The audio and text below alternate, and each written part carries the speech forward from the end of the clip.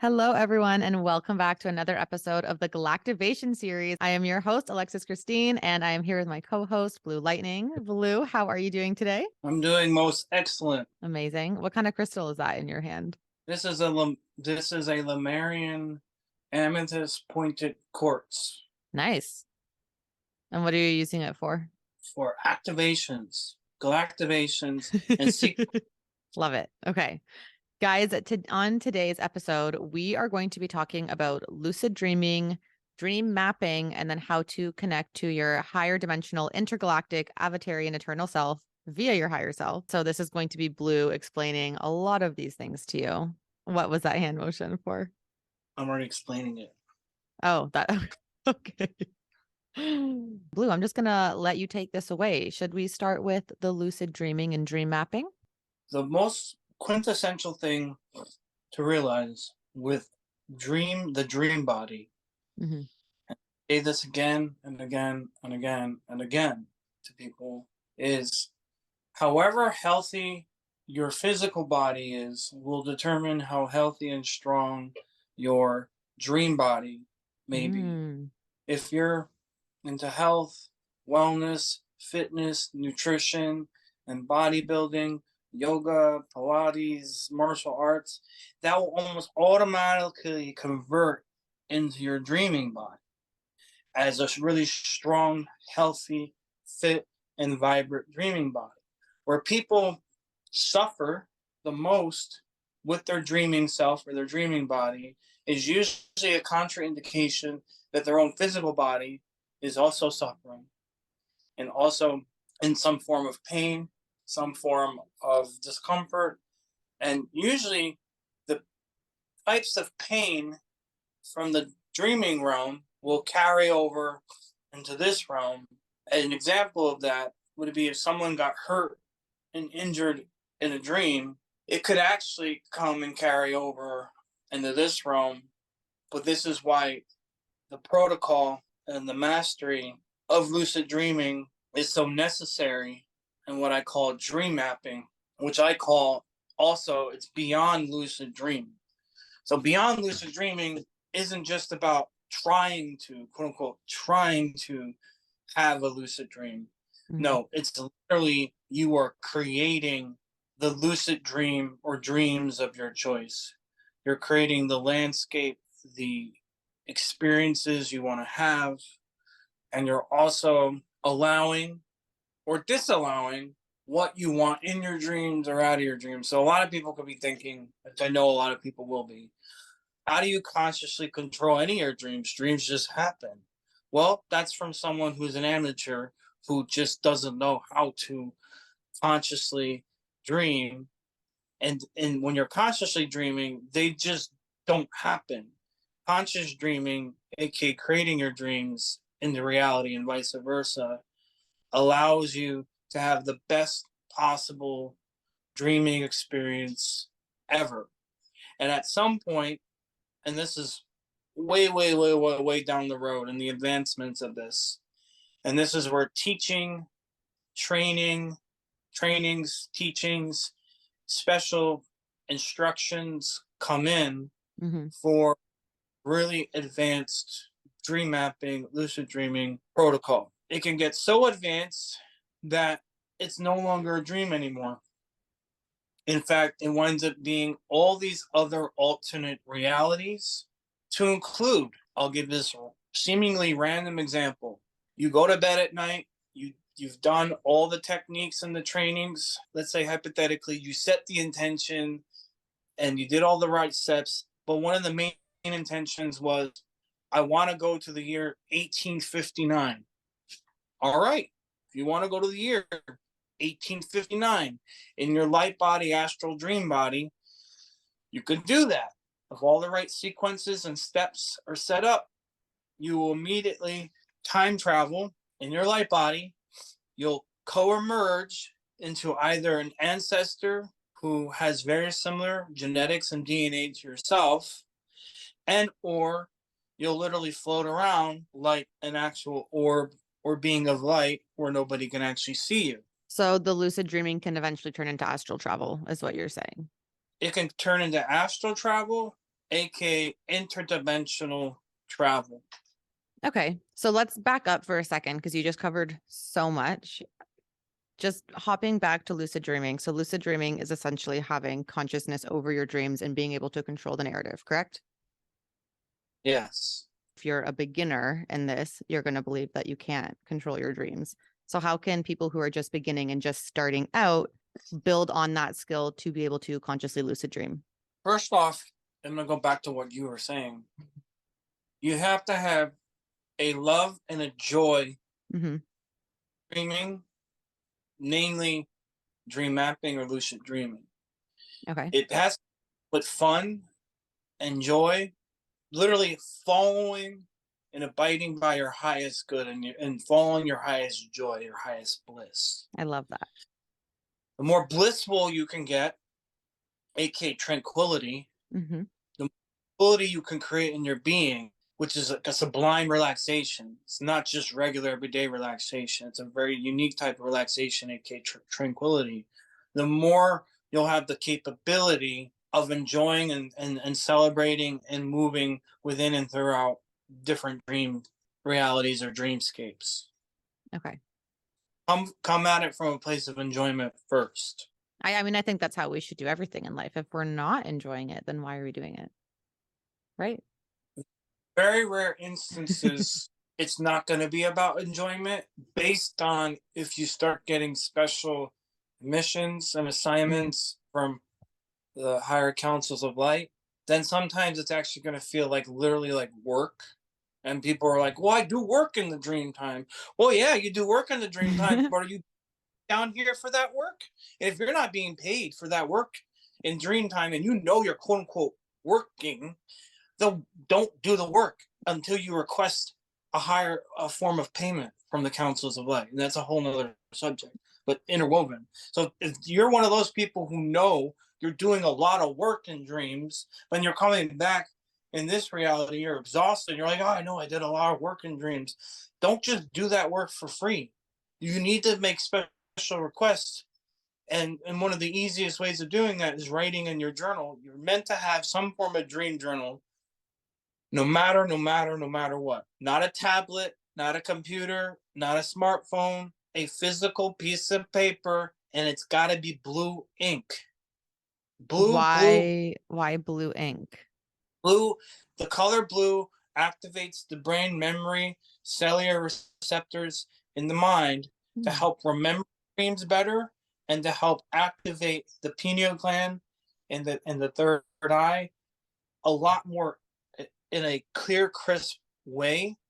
When if you just do black ink, your brain's not going to really receive it as a higher receptor. Purple ink, maybe, but blue ink creates an automatic, super luminous memory.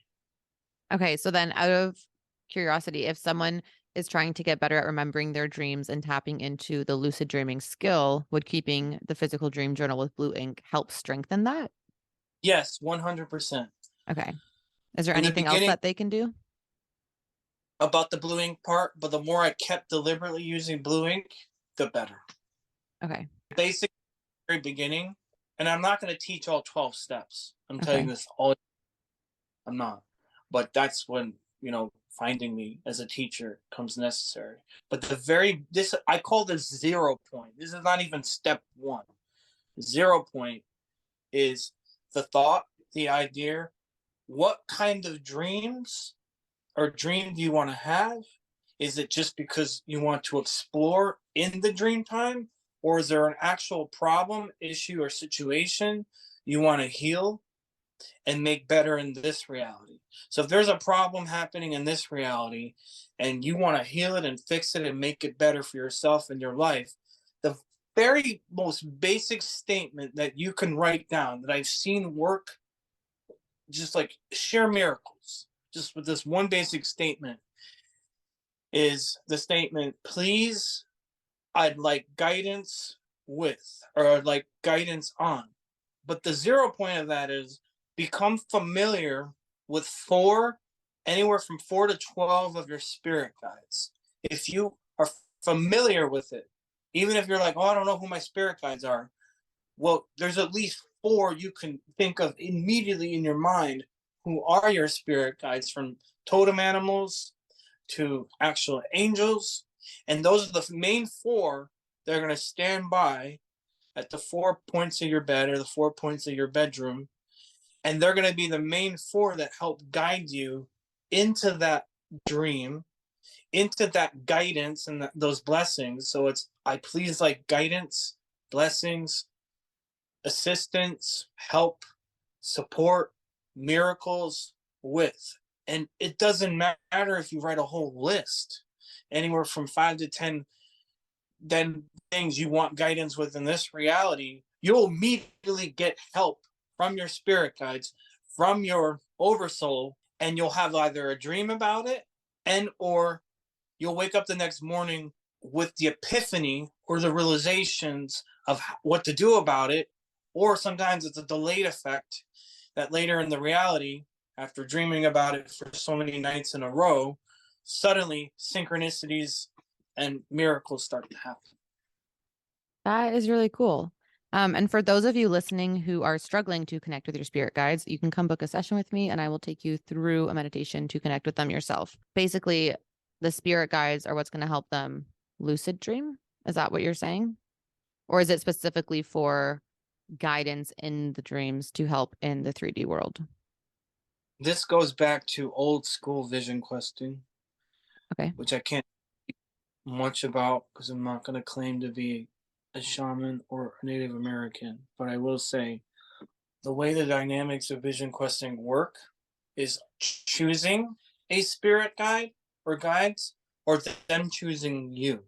And once it's chosen, they will help that person in the vision questing and the lucid dreaming protocol. And sometimes it's not automatically lucid. There, it takes very special techniques to learn and to empower how to go from regular dreaming to lucid dreaming to beyond lucid dreaming. Your main helper is really going to be your eternal, etheric, divine self. And that is far greater and far better than just your higher self alone. Hundreds of versions of your higher self exist.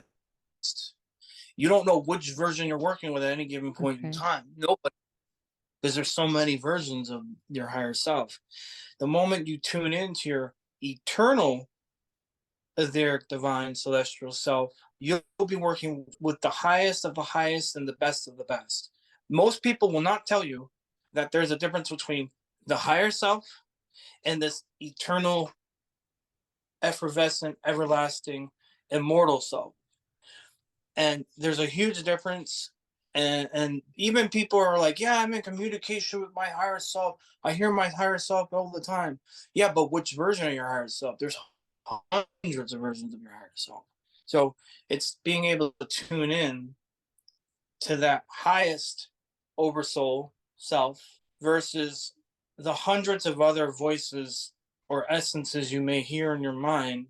Those are not the voices and the energies you need to be listening to. It's that highest oversoul, eternal self.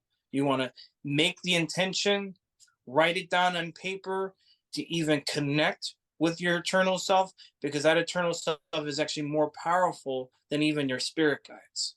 So this etheric, eternal, divine higher self is basically all of your higher selves put together. That is so interesting. Okay. I've never heard of that before. They're also known as ultra-dimensional beings. It's your ultra-dimensional beingness. It's the most quintessential aspect of yourself to connect with, because it's coming from the great central sun of the galaxy. And that ties into this part.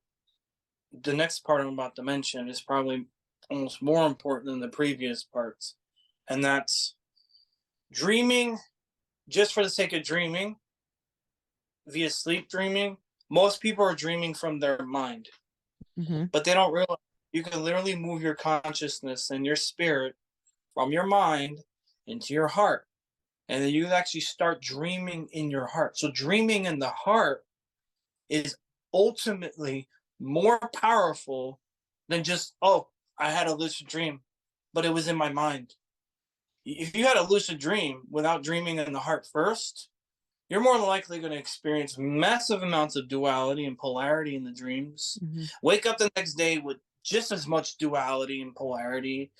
But the moment you move your consciousness from your mind into your heart, you dreaming in the heart is then you creating, manifesting, and also materializing more experiences from the wholeheartedness, from the central core heartedness of your own being. So If you how do you do master that? that, that's where the teachings come in. How do you shift it from your brain to your heart? That's where the teachings come in. Can you give a tip or an idea? One tip, but it's not the only thing. The best tip I can give is for those of you who have really good abilities of imagination, you'll get this better than someone who doesn't. And that's literally imagining a ball of light in the center of your brain by the pineal gland. And just keep imagining that ball of light getting brighter and brighter and brighter. And start to move that ball of light like a marble from the front of the brain, the skull, to the back of the brain, skull, to the right of the brain, to the skull, to the left of the brain, skull. And if you can get that movement down with that little ball of light just right, you'll then realize, wow, you can move it down into your throat and Mm. then let it sit there in the throat, that ball of light. Golden energy, platinum energy is usually the best one to visualize. And then you move it back up into your brain and move it around again, front, back, left, right. You'll actually even feel, if you're doing it correctly, you'll feel the inner sanctum of your skull, your cranium. And then when you get comfortable enough with that, that's basically a 5 minute technique unto itself. You're finally moving it down into the center of your heart, moving that ball of light in the center of your heart, and you're going to feel it there. And there's 3 different areas in the heart. All of them are smaller and smaller and smaller the more you move into those areas in the heart. But just getting in the heart alone with that ball or that spirit essence consciousness of light is half of the battle right there. And then from there, it's almost extremely hard and difficult to find the tiniest, most smallest microcosmic, microatomic space in the heart, which is literally a giant stargate on the macrocosmic level, because the real stargate is not an external stargate outside of you. The real one is literally within your heart. And when you find that, boom, then you can literally start traveling and moving about and dreaming within the heart. It sounds easier said than done. I'm Mastering that is key to dreaming in the heart. I am actually just a little mind blown right now that we have a Stargate within our heart. It's more powerful than the brain. It's more powerful than most natural stargates. They do link up with natural stargates Mm-hmm. almost automatically. The person is manifesting and dreaming from the heart. But if someone's manifesting and creating, trying to create logically from their brain, Mm-hmm. they're not going to link up to stargates. They're not going to even find natural stargates. They're not going to even know what a natural stargate even is. That's so interesting. And like the Stargate is just automatically there in all humans, or is it specifically starseeds and light beings? Um, Good question. In some cases, the stargate is almost automatically there. Okay. Most cases, it takes a fully activated light body, star tetrahedral light body, to even activate that inner stargate. Mm. Those are really, really specific techniques that, I have to say this, that Mm-hmm. in some instances can seem like quantum physics hyperdimensional physics and mathematics, like rocket science. But in other cases, are some of the easiest, most simplest things to learn once you learn it. That is so interesting. So, out of curiosity, is mine active? Nah, maybe. What do you mean, maybe? Because my light body is fully activated. I have my diamond crystalline rainbow light body. Yours does what a lot of people's does when you get to this level that you're at, which is a Hmm. good level. It turns off and on like a light switch. But there's moments when it turns off, and it's actually meant to be eternally on, no Hmm. matter what, all the time. And even if it's lightly spinning and rotating, because the merkaba, the light body, is a counter rotational, oscillating on the dimension, on the directional energy. It's always meant to be on 24/7, no matter what. If it shuts off, even for the smallest little angersome, frustrating, petty little superficial issue, that means it's like harder to get it turned back on after that. Okay, wait. So So it's something that happens within your 3D body that will shut it off. Is it specific things? Is it a vibrational frequency? How does that happen? a lot of things can cause it to turn off. Okay. And one of the main ones is anger. Mm, The other one is the seven deadly sins. Sounds so old school, it but does. it's not. I kid you not. One of the worst ones is if someone's living in a place of clutter, their light body could try to turn on all at once, but it's not going to stay on. Okay. Interesting. The other is gluttony, Hmm. greed. All those I, things make it turn off yeah. because those are the things that are actually draining the energy of the light body. That's what I was gonna say. I was literally about to say. I didn't realize you were in the like just pausing in your sentence. I thought you were done. I can physically feel like, for example, the greed, the gluttony, the anger, like, all of those things, even the clutter, like the clutter in my space, it affects me mentally and it shifts my energy so much that that doesn't surprise me at all that it would affect the Stargate. Okay. What is this blue kava juice you were drinking? That is, it's like such a tropical blue. I love it.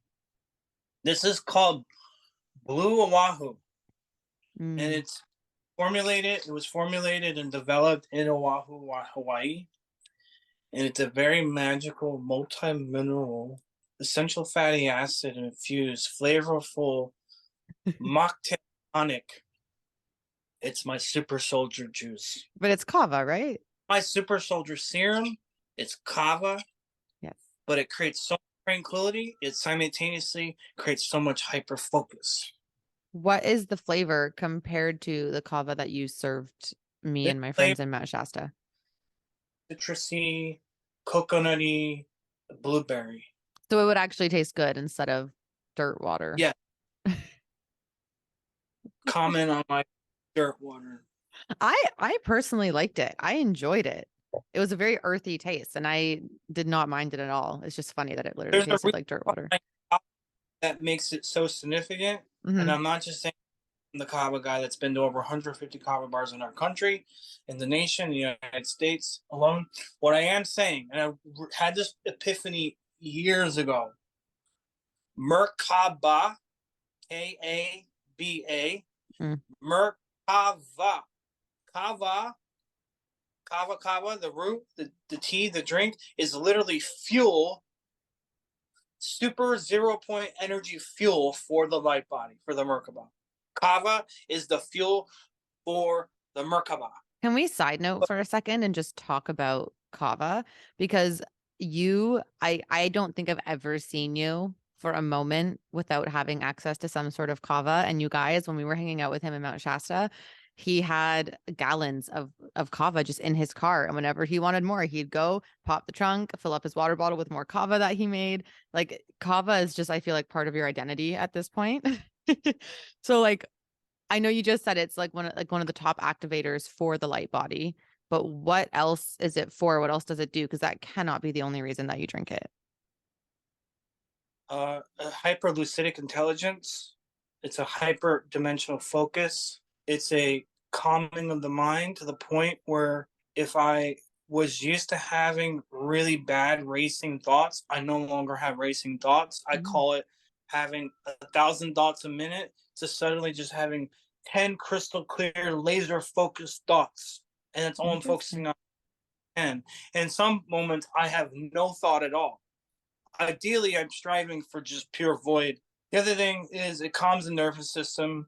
It heals the body from actual physical wounds. So if you're an athlete, if you're into skiing, if you're into surfing, if you're into some form of extraneous physical exertion, it will actually rejuvenate and regenerate and help the body to recover quicker.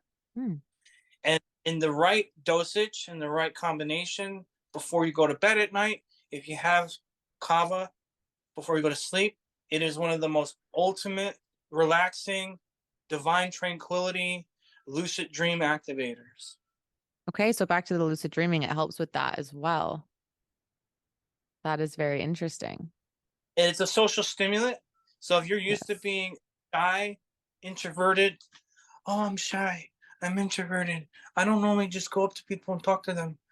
Well, kava, over time, over 21 days to 60 days of time of usage, anywhere from 3 to 5 cups a day, will almost automatically make you be more socially prone and confident and assertive and better at networking and better at connecting and better at even remembering people's names and remembering the littlest detail to the biggest of details. And you know what I love Go. about kava is that it's a plant medicine, it's a root. So it's not alcohol, it's not like anything illegal. It's literally just a plant that's turned into a drink that has all of these beautiful medicinal healing properties. And for those of you listening who are interested in trying kava, I reckon you can find a kava bar near where you are because there's a lot of them now. Or Ooh. join a Facebook group called the Kava Critics Connection. And then on Instagram, it's literally Kavatar Awakening. Avatar Awakening. I love that. Hold on, let me write that down so I don't forget to add it into the show notes. Avatar Awakening. I'm Okay. passionate about Kava nowadays than I am most things. Yeah, no, dude, you love kava. That's why I wanted to do a little like side note about it because this is like part of your identity. What are you doing with these I'm crystals on more your famous on your face right now? by special glands in my brain. Okay, do it up. Can we jump back a second to dream mapping? Because you mentioned it a couple times, but we haven't actually talked about what it is. And you said it's a concept that you came up with, correct? So what actually is dream mapping? Dream mapping, I am the blue golden dragon monkey. I don't get it. 100 monkey effect. I came up with the concept dream mapping, but a Okay. hundred other people across the world recently came up with it too in the last several months. Ah. I don't know who those other people are, but I know they got the same download from the galactic central sun and the golden triune universe. Mm. Uh, the fancy way of saying, "Wow, I had got a major epiphany in invention and innovation." So it went from lucid dreaming to wow, beyond lucid dreaming, and it's a concept of 12 or more steps to to experience super luminable dreaming. Going luminous is what I call it. What does that mean though, going luminous in your dreams? It means the difference between dreaming in black and white, dreaming in dull color, or dreaming in full color with full memory and full capability to doing whatever the heck you Mm. want to do. Teleporting, telekinesis, time travel, walking through walls, levitating, flying, shapeshifting into an animal, moving into an ancestor's body from 9,000 years ago, going into the distant future, going to another planet in a world, traveling through natural stargates, locating first the natural stargate before you try to travel through one. Okay, so that's dream mapping. That's luminous dreaming. So this is a step up then from lucid dreaming. Is it along the This same lines as astral travel or is it still different? all interwoven. Astral Okay. travel action interconnected to lucid dreaming, interconnected to being super telepathic. Okay. So, in order to begin dream mapping, do you already have to have lucid dreaming under control? You need to get your mind under control and dream in the heart. Okay. So, those are the two steps. There's so much to dreaming that there could be whole workshops and an entire school just on this concept alone. Create it then. Let's do it. Abracadabra. I think that actually be really cool. And I think that would help a lot of people because the actually currently right now, the videos that are getting the most engagement on my TikTok are about dreams. Like I think there's a lot of people who would be very interested in learning a lot deeper about this stuff and attending a course or like an online school to develop their skills and understanding of it deeper. One of the coolest things I've personally experienced with beyond lucid dreaming and this type of avatarian transference of consciousness Hmm. is the experience of waking up, literally going to bed, and then waking up in another bed. Hmm. I'm still myself, but in another reality. And I'm waking up in a room and I'm seeing myself in the mirror and I'm knowing I'm in some other realm or reality. And I'm fully lucid, fully awake, fully aware. And I'm in a special school, an academy of light, kind of like Hogwarts, kind of like a Jedi Academy, kind of like Starfleet and Hmm. Star Trek. Astral And school. I'm having a full classroom experience. I used to be student at these Dreamtime academies. Hmm. I'm not a, I'm actually a professor at a lot of these places. I remember when I was still a student, and I remember how I graduated and then became a professor. It's been over the last 20 years of time. It's so there's a sequence of things that occurred, and by becoming a professor, one of the main rules, one of the main agreements was tell as many people as possible about the Dreamtime schools and the Dreamtime academies. Okay, wait, can we actually talk about it? Because I have been to Astral School, the one that looks like Hogwarts. I've had multiple friends who have done it. And then on TikTok, I've had so many people commenting saying that they've also been there. So can you actually tell me which school is the one that looks like Hogwarts? And is there something specific that we're learning there, or is it just a general school that we go to learn and like basic things? Hogwarts is in a different realm, Hmm. dimension, and timeline. More times than none, it's actually taking place in Shambhala. Oh. And other times, it's taking place in an old, ancient Celtic dream school that is literally a city in the sky above Scotland, in Ireland, and it's above Scotland predominantly, but a little bit of Ireland. And it's literally in the sky. It's a Dreamtime city that exists there back in time before the rise of the empire, aka the Vatican, and before Greco-Roman time was forced upon the people. And but the other one, Shambhala, is in a similar realm, but typically it's above and below simultaneously Mount Shasta or the Himalayas. Mm. And when I say below, it's also happening within the inner earth of the planet, aka Telos. There's a third one that people will commonly dream of, and that's existing in another world, and that's in the central sun of the galaxy or the central sun of the solar system. That's literally in the center of Orion, and in the center of Orion is where the Galactic Dreamtime Federation type school exists. It's not the only one, but it's the main three that people are likely to be dreaming about. And so, I mean, you just mentioned that the third one is a galactic one. So, what are we learning at the other two when we go there? It's like when you go to college and you're choosing a major, it's the same difference. You're literally going to those schools with a chosen profession and a chosen major in mind, and you're in specific individual classrooms with different specific teachers, and you're set up in an arranged way where every single student that's in that class more than likely is compatible to you, and you're compatible to them, and they are also dreaming the same dream you are. They're not only dreaming, this is the funny part, from the year 2023.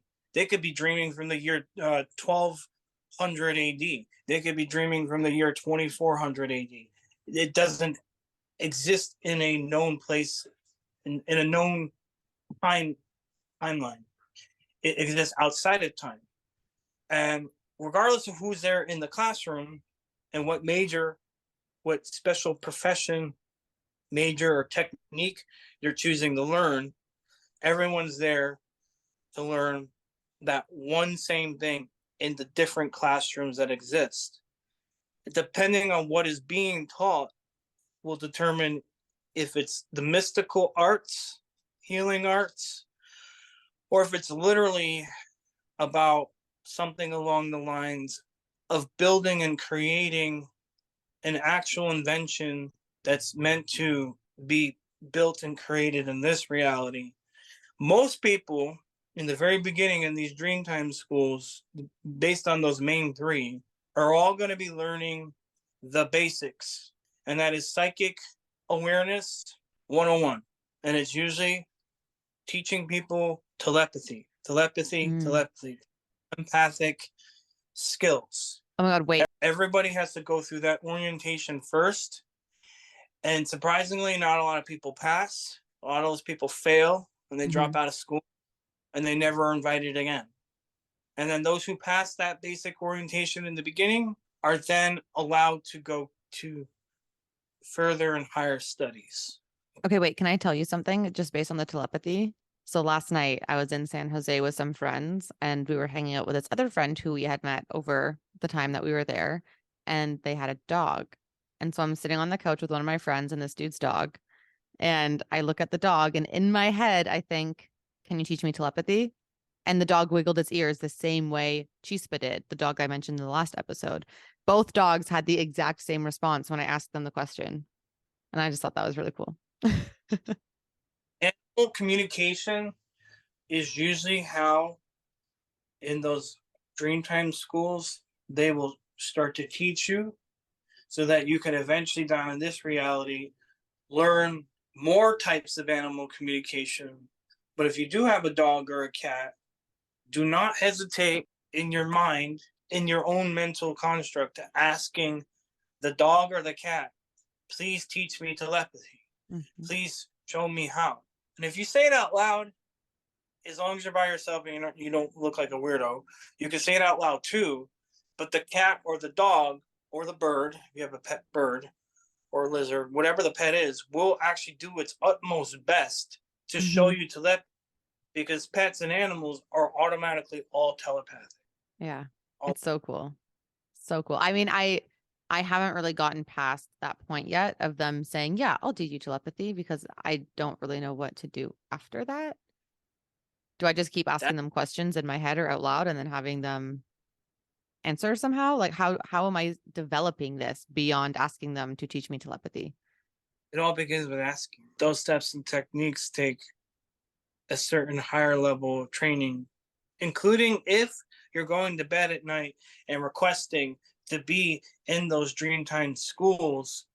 Eventually, your eternal self and your guides will transport you in the Dreamtime realm where the Dreamtime schools exist.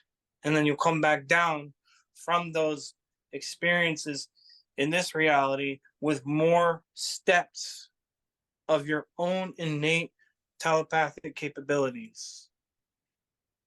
Okay. But so for a tangible 3D next step for me and my dog Chispa, do I just keep asking them questions in my head and hoping that eventually they'll figure it out? Okay, no. So what's my next step other than the dream realm? Yep. I mean, honestly, that's all I'd ever did. But then after a while, I learned that they're not going to just teach you something without you giving them a treat. Oh, They're not going to just teach you something without you showing them something special that they've never seen or done before. So if it's a dog, you're going to be like, oh, ask it in the same way, but the dog's going to be like, okay, but what's in it for me? Am I going to get a dog treat? Because if I don't get a dog treat, I'm not going to teach you anything. Um, and then the dog might also be like, well, are you going to take me for a walk? But not the usual walk, but for a special walk for a place I've never been. The dog is going to want there to be a big reward in I'll it. take them to the beach. The cat will want similar. The cat will also want a treat. And if the cat is young enough, you can put the cat on a harness and a collar and a leash. And I've done that with cats. You can train cats to be like a dog. That's where the super telepathic capabilities come in. Mm. But even if you're like, no, I'm not gonna. You go on a little car ride with the cat, even if it's a car ride around the block, and you give the cat treats, and you come back home and you show the cat a room or an area in the house that it's never been. That cat will love you forever if you just show it somewhere different. And then the cat will be like, okay, now I'll teach you. And then you'll start to feel and sense thoughts and images, messages coming from the cat. And you'll be like, well, how do I know I'm not just making it up? That's the weirdest thing about telepathy. How do I know I'm not just making it up? Well, the whole point, the whole thing is how do you know what you're about to say before you're about to say it? I Anyway, honestly don't think that that's weird, but maybe that's because I sit and I channel my guides and I already have voices because I'm clairaudient coming into my head that aren't mine. Um, telepathy is except the cat or the dog or an animal also has an oversoul, mm, has an eternal self. And so if it's a cat, it's going to have an oversoul that is representative of a full two-legged Lyran, Siren, Orionus type lioness being, mhm. almost automatically. And as a dog, it's going to be a full-blown Star Wolf type two-legged type being that's its oversoul. And it's going to look just like your cat or your dog, but imagine in your mind's eye, it's on two legs and it's literally like wearing a full blown priest or priestess gown, because in that higher intelligent level, it is literally that cat or dog's eternal higher self. That's so interesting. I didn't expect the dog one to be wolf vibes. I don't know It's not why. wolf like the wolf we know of. It's No, more but like like a wolf vibes. majestic royalty. Yeah, I mean, it makes sense, but that's not something that I would have come to on my own, I think. Okay. So, wrapping this episode up, is there anything else about lucid dreaming or dream mapping or the higher dimensional, eternal, etheric, divine higher self? Any of those that you want to just touch on and give some final thoughts, advice, wisdom about? Two things. One I just thought of, Mhm. and that's essential. This is going to be interesting to explain. Whatever you do in the beginning of any dream questing or dream mapping or lucid dreaming, whatever you do not make any agreements with any deities, Mm. with any goddesses, or angels. Make no agreements with them whatsoever. They are not higher than you. They are not greater than you. They are not better than you, and they do not have control or worship power over you.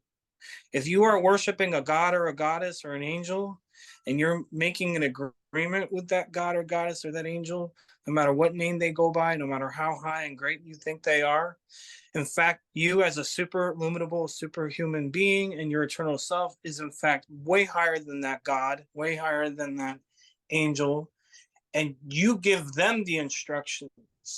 They're not necessarily meant to give you the instructions, as long as you're striving to work in sovereign equality. If for any instance you accidentally give your power away, and that guide, that spirit guide, or that God, or that angel is giving you instructions and giving you guidance, you had better be prepared that it's going to take some life force from you. And that's almost what always happens to people in spirituality, in the new age. They're giving their power away to outside guides and gods and angels, but they're not realizing that you're meant to work with them equally. So always strive for spiritual, energetic equality, no matter how great you think that guide is. It's no greater than your actual eternal oversoul self. Thank you. That I actually feel like is a very important tip that people, if they hadn't heard this, may have actually fucked up on. So thank The you. That was great. last second thing is, honestly, it's going to sound so cliche, but don't try to do it, much of this dream mapping alone unless you already have a prerequisite of lucid dreaming. Always try to let someone know that's close to you that you're doing this, and or work with a guided instructor or teacher that can show you more specific tips, techniques, and tricks. Because if you don't, and you just decide one day that you're going to dream, go beyond lucid dreaming and go super illuminable, you may not come back from that experience very grounded, and you may not come back the happiest camper. You may come back completely aggravated that A, nothing happened, like nothing at all, or B, you might accidentally come back completely drained. And that's the difference between dreaming in the heart and then going through a natural stargate via the heart, via the natural stargates around the world. Most people, when they want to astral project, the biggest mistake they do. This is the biggest mistake all astral projectors do. They immediately want to astral project and go up. I say that's the dumbest freaking thing. You're not an airplane. Do not astral project and go up. I mean, that's the dumbest thing that most people do, because up is actually down in the astral realm. And down is actually up in the astral realm. It's like reversed. And if you don't go up nor down, and you go deeply within your heart, and then you instantly teleport, translocate to the natural stargate in the area, because everyone lives near at least one, you'll then go beyond the higher astral realm and into the galactic central sun, where you're meant to be dreaming in the galactic central sun than you are in some weird phantom astral realm. Okay, So most so people are dreaming in the phantom realm, and they don't know that they're doing it. so because I think I'm one of these people, when I astral travel, I envision myself like literally in the 3D and then going into the sky and flying. So what am I supposed to do? Just sink myself into the ground No, you're supposed to sink yourself into your heart. and then go through that Stargate? Go through that Stargate and then go through the natural Stargate that's in Costa Rica for you. For me, I the gotta closest find that. natural for me, the closest natural Stargate is actually this town. This town has its own natural Stargate in it, this particular one. Where But are let's you say now? you're like in Kansas. The natural Stargate closest to Kansas is Wichita, Texas. Like if you're in Washington State, the best and closest natural Stargate is in Salt Spring, Canada. If you're in California, the natural closest Stargate is Mount Shasta. You got to know where these Stargates are, or where you feel the most powerful sacred site is more than likely where one of them are. And your astral body, your light body, your spirit body will immediately know how to go into the heart, instantaneously teleport via the light body to those natural stargates, and you'll go beyond the higher astral realm. Most people make the mistake of going up. I'm going to fly, I'm going to go up. Well, nowadays, there's something called 5G, kiddos. And you know what 5G does? It imprisons and entraps the soul. And it Oh, prevents people from actually fully achieving their greatest light body quintessence. Shut And then the it fuck traps the up. soul, and then they get caught into a phantom realm. And they're like, yeah, I astral projected. I had the best astral projection experience ever. But meanwhile, they're only half telling the truth, because if they immediately went up and went to the sky, you didn't actually realize that there's a natural stargate in your own heart, and then a natural stargate nearby where there is no going up, and you go instantly anywhere, almost anywhere and everywhere you want to go. Dude, I think I'm still shook over the fact that 5G traps your soul. Mm-hmm. It's a Is that quarantine around. like So if someone passes away, as an example, and actually dies, they're yeah, going to be entrapped for a pretty long time until they have a family member or a priest or a shaman to help them go beyond heaven. what the And fuck? you're not required to try to go beyond heaven, because heaven is an artificial construct created by AI. And most people are like, yeah, I made it to heaven. But no. You didn't make it to the real heaven. You made it to the artificial one that was constructed by the Anunnaki. This is when my brain starts to get really angry at society and I just want to fuck them all off because why did they do that? What like Because they I don't want just to. mm, you know? They don't want to get alive. Oh, Lord have They don't, mercy. want they don't want anyone to realize they're immortal. Mm, I society made that sometimes just irks my soul. hundreds of times. I'm flying, I'm going up. Oh wow, I'm flying, I'm going up. Oh wow, flying, going. But if you do enough of those, by the time you come back every single time, you're just getting more and more and more and more drained. Mm, You go I- within the heart, go within the heart of the galaxy, go within. It's literally a nanosecond of thinking. It takes no flying. You're not lifting off like an airplane, and boom, you're there. So with the 5G thing, if your phone, for example, has 5G, is that slowly trapping you as well? Or like if you're Yeah. just living life in an area that has 5G satellite towers or whatever they're called, it's still Slowly affecting you.